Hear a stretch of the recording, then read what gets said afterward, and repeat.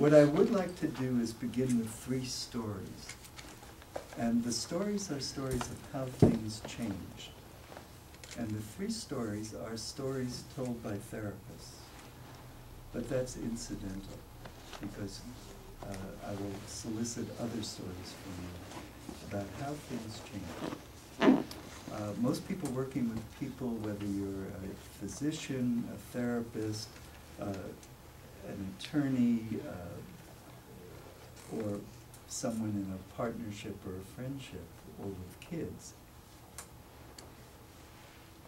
has the notion that they would like things to change. And the things don't have to have a psychiatric label on them. You know, I want my Greek friend to be on time to dinner, but he never is, kind of thing. My wife wishes I would fill in the blanks, like that. And we all have a kind of insistent conservatism in our appraisal of change with people, imagining that it's very hard to change people. And that's why the, you know, these NLP guys and women like to think of themselves as magical. They do things quickly, changes happen. So here's the first story, how things change. This is called How I Ended My Therapy. Good place to start. It's a true story, but I'm going to read it to you because I'll send you this version of it at the end of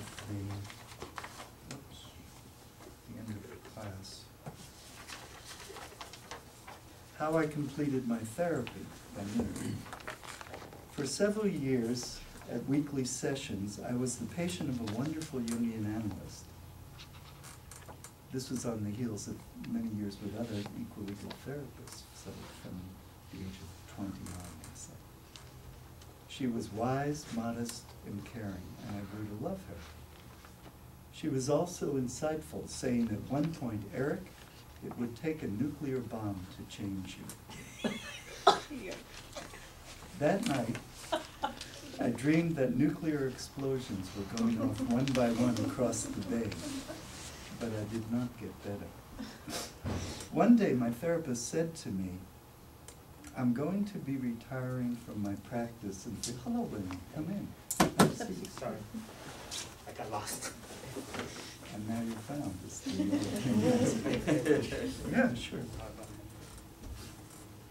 So I'm telling the story about how I completed my therapy. Yes. On the sort of under the general topic of how things change in lives.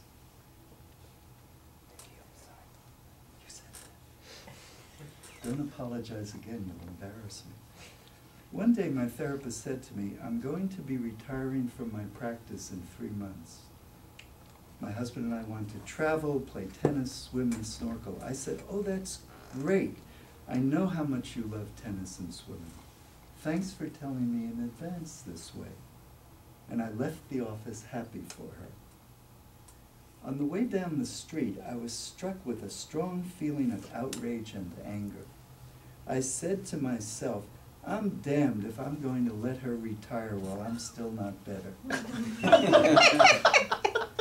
In the next couple of weeks, I changed my way of doing things and began to feel much better about my life.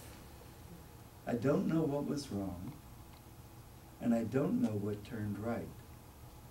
And aside from the nuclear bomb, I do not remember a single word my therapist ever said to me. I do remember the orchids she grew, which filled her quiet office with color and grace. Later that year, she and her husband were guests at my marriage to Lori. So, how can we understand this? This was a permanent change.